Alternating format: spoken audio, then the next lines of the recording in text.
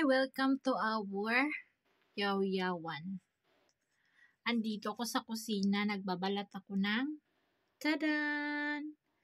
Garlic. So, anong ibig sabihin nito?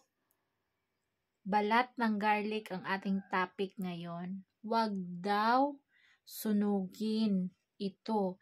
So, ako, first time dito, sinunog ko ito after ako nagbalat. Sinunog ko itong mga balat. Siyempre, ulyapan na yung apoy. Lumaki na.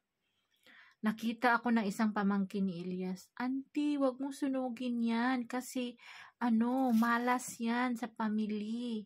Bakit? Ano ibig sabihin? Ito, inilagay lang namin to sa basurahan.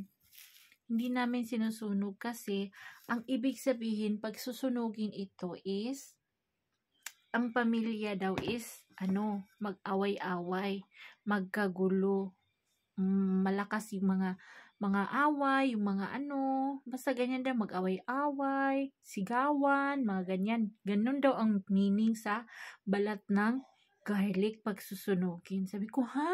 Ganun pala yun? Hindi ko alam. Sabi ko, ay, kahit naman hindi susunugin yung balat ng garlic, itong pamilya nila Elias, nag-aaway naman, matagal na, sa lupa pa eh. Hindi pa kami kasal, away-away na yun sila. Dito nga lang bagong huli. Susuko ako ang referee sa gitna nila. Nag-away-away sila dahil sa lupa. Dahil dito, wag daw sunugin para hindi daw mag-away-away.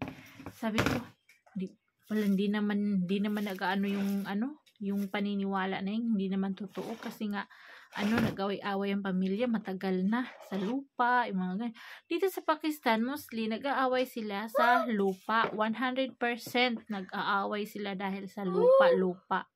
So yun, ito ang ibig sabihin ng balat ng garlic, wag daw susunugin kasi mag-away-away ang pamilya.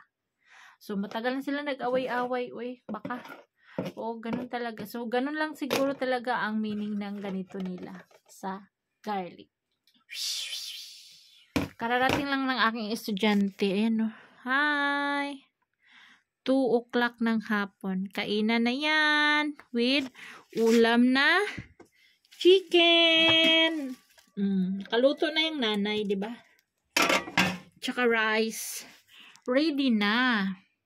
Dating na ang kiddos.